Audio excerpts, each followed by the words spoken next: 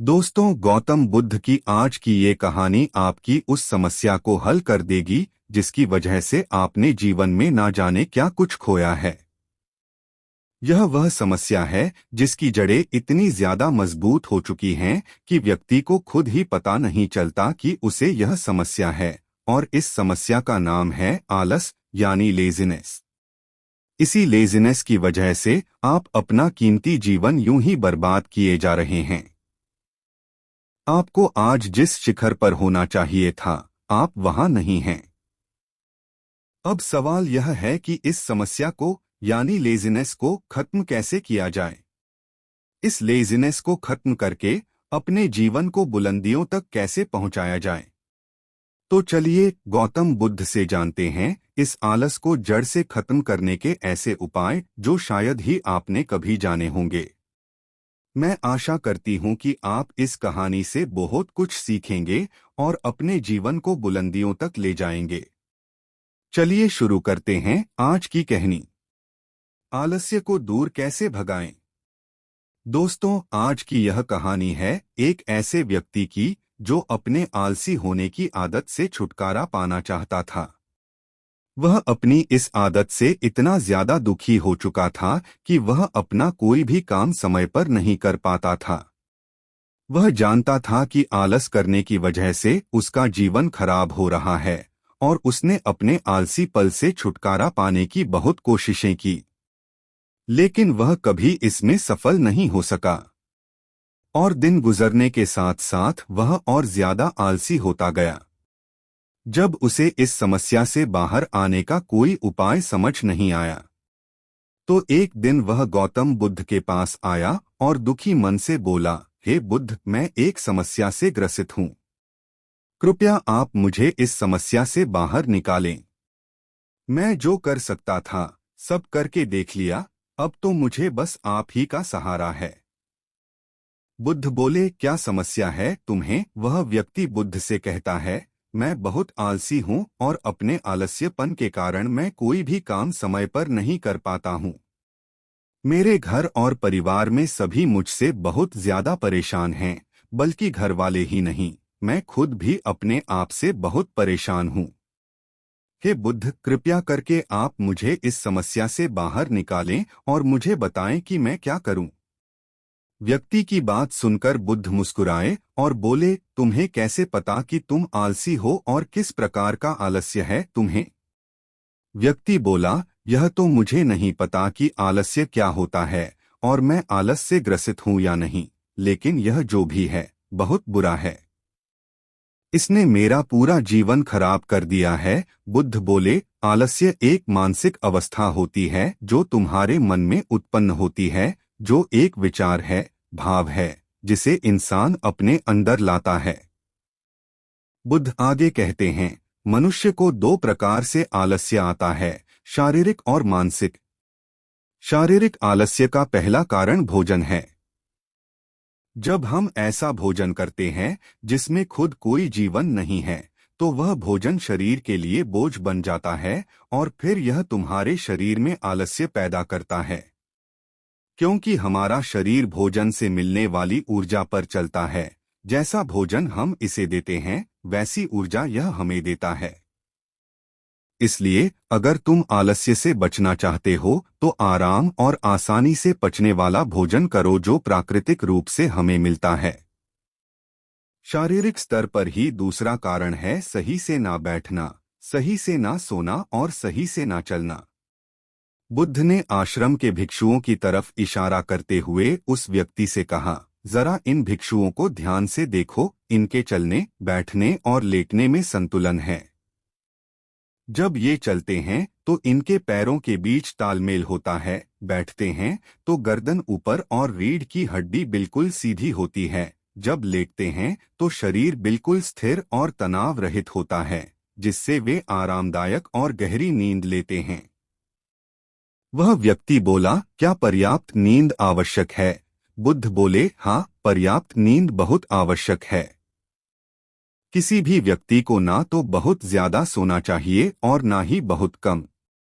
यदि तुम रात को पर्याप्त नींद नहीं लेते हो तो कल का पूरा दिन आलस्य और थकान से भरा होगा।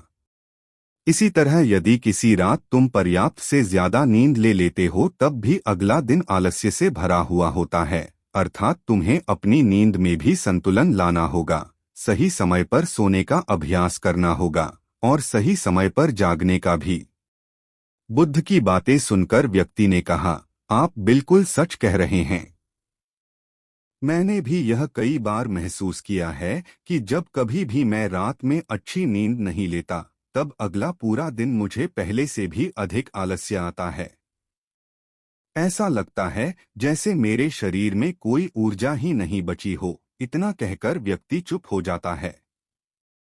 बुद्ध बोले, शारीरिक स्तर पर तीसरा कारण है सुबह जल्दी ना उठना। व्यक्ति बोला, है भगवान बुद्ध, मैं सुबह जल्दी उठना तो चाहता हूं पर उठ नहीं पाता। मैं रोज यह संकल्प करके सोता हूं कि कल सुबह जल्दी उठूंगा, लेकिन मैं कभी जल्दी नहीं उठ पाता और जल्दी ना उठ पाने के कारण मुझे पता ही नहीं चलता कि मेरा पूरा दिन कब और कैसे गुजर गया। गौतम बुद्ध बोले, तुम जल्दी तभी उठ पाओगे जब रात को सही समय पर सोओगे। बुद्ध ने फिर आश्रम के भिक्षुओं की तरफ इशारा करते हुए कहा कि देखो, इन आश्रम के भिक्षुओं को इनके रात का सोने का समय निश्चित होता है, तभी यह सब सुबह जल्दी उठते हैं। हर एक भिक्षु का अनुशासन होता है कि वह हर सुबह सूर्य उदय से पहले ही जाग जाते हैं और वही इनके जीवन में संतुलन लाता है। बुद्ध आगे कहते हैं, इंसान अनुशासन को एक बंधन समझता है, लेकिन यह सच नहीं है। अनुशासन हमें बांधता नहीं बल्कि आजाद करता है। यदि तुम आलस्य से छुटकारा पाना चाहते हो तो एक निश्चित दिनचर्या बना लो। व्यक्ति बोला, हे बुद्ध, कृपया करके बताएं कि मैं शुरुआत कहाँ से करूं और कैसे करूं। चलने से, बैठने से, लेटने से या सुबह जल्दी उठने से शुरुआत करूं? बुद्ध बोले, इसी समय से, यहीं से शुरुआत करो। जो भी कर रहे हो उसे ध्यान से करो, अपने जीवन में संतुलन लाओ, अपनी एक दिनचर्या बनाओ और उसी के मुताबिक कार्य करो। बुद्ध आगे कहते हैं, अब तुम मन के स्तर से आलस्य को समझो। मानसिक आलस्य का पहला कारण होता है खुद पर विश्वास न करना। जब हम किसी कार्य को करने की कोशिश कई बार कर चुके होते हैं लेकिन फिर भी वह कार्य हमसे नहीं हो पाता, ऐसी परिस्थितियों में हम सोचते हैं कि हम इस कार्य को करने के काबिल नहीं हैं, यह कार्य हमारे बस का नहीं है या यह कार्य हम नहीं कर सकते। तो ऐसी परिस्थितियों में हमें आलस्य आता है क्योंकि हम वह कार्य पहले भी नहीं कर पाए थे। हम मन को यह नहीं समझाते कि पहले और अब के कार्य में बहुत फर्क है। साथ ही मानसिक तौर पर हम वह नहीं हैं जो पहले थे। तब से लेकर अब तक हमने बहुत कुछ सीखा है। मानसिक आलस्य से बचना है तो खुद पर विश्वास करना सीखो। खुद को इस बात का विश्वास दिलाओ कि भले ही तुम कोई कार्य पहले ना कर पाए हो पर अपनी मेहनत और लगन से इस बार तुम वह कार्य अवश्य ही कर लोगे। मानसिक स्तर पर दूसरा कारण है आलसी और छोटी सोच वाले व्यक्तियों के साथ रहना। कई बार ऐसा होता है कि तुम आलसी नहीं होते, लेकिन आलस्य से भरे लोगों के साथ रहने से तुम भी वैसे ही हो जाते हो, क्योंकि हमारा मन आराम चाहता है। मन खुद कार्य नहीं करता, उससे कार्य कराना पड़ता है। अगर तुम किसी ऐसे व्यक्ति की संगत में आते हो जो आलसी होता है तो तुम्हारा मन भी ऐसी ही चीजों को करने के लिए आकर्षित हो जाता है, क्योंकि आलस्य करने में कोई मेहनत नहीं लगती। धीरे धीरे तुम भी आलस्य के कारण अपने कार्यों को कल पर टालने लगते हो और तुम्हारा मन इस आदत को गहराई तक अपना लेता है, जिससे बाहर आना तुम्हें मुश्किल प्रतीत होता है। बुद्ध की बातें सुनकर वह व्यक्ति बोला, आप सही कह रहे हैं। मैंने यह भी महसूस किया है। मेरे बहुत से मित्र हैं जिनका जीवन भी लगभग मेरे जैसा ही है।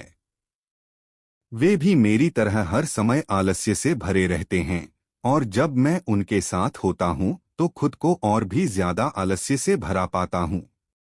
आगे बुद्ध बोले, मानसिक स्तर का तीसरा कारण है काम को टालना।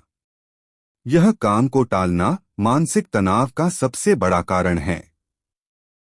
अक्सर हम अपने कार्यों को कल पर टाल देते हैं। आज का काम कल पर और कल का काम परसों पर टालते रहते हैं और उस कार्य को करने का दिन कभी नहीं आता। अन्यथा जब हम अपने कार्यों को समय पर नहीं कर पाते तो हमें आत्मग्लानि घेर लेती है। हमें उस कार्य को ना कर पाने का पछतावा होने लगता है।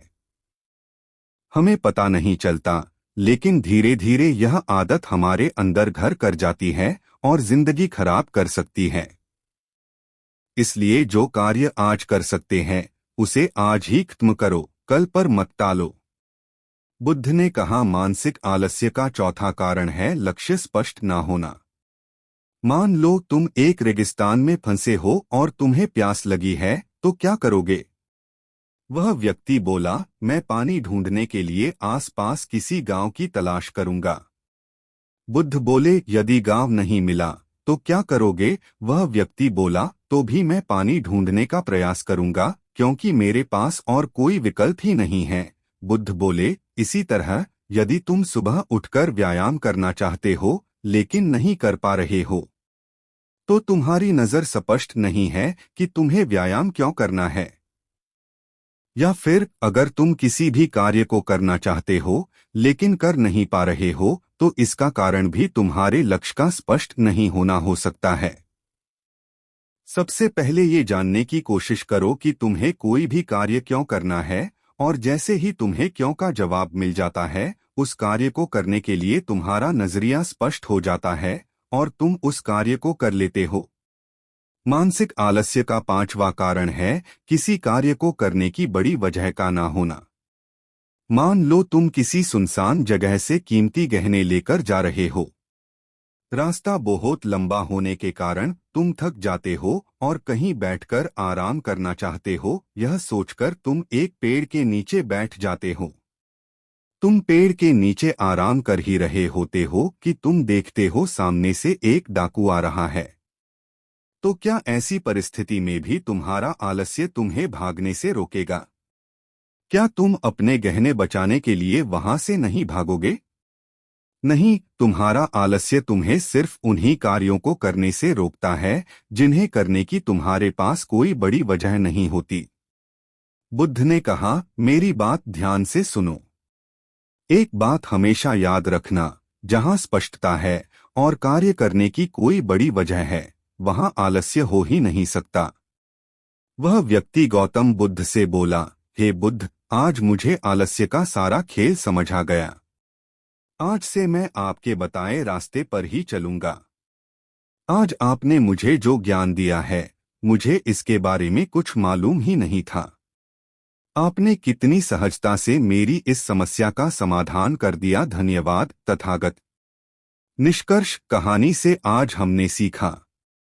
दोस्तों, आज की इस कहानी में महात्मा गौतम बुद्ध ने हमें इन तथ्यों से अवगत कराया कि आलस्य क्या होता है, आलस्य को कैसे दूर करें। आज की गौतम बुद्ध की इस कहानी से हमने जाना कि मनुष्यों को आलस्य दो प्रकार से आता है, शारीरिक और मानसिक।